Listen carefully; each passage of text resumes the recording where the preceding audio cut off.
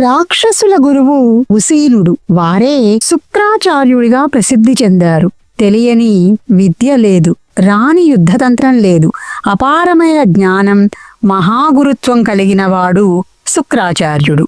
కానీ శుక్రాచార్యునికి 2 బలహీనతలు ఉన్నాయి.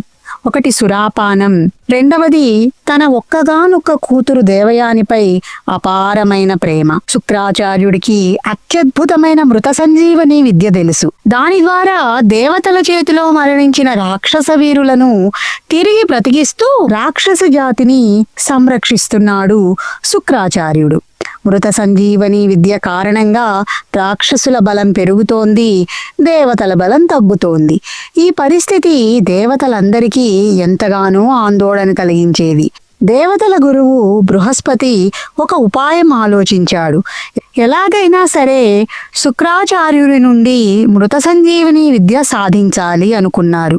అందరూ వెనకాడుతున్న సమయంలో బృహస్పతి కుమారుడు కచుడు ముందుకు వచ్చాడు. ఈ కార్యాన్ని నేను సాధిస్తాను అని ధైర్యంగా ప్రకటించాడు. బృహస్పతి కచునికి ఉపదేశం చేశాడు.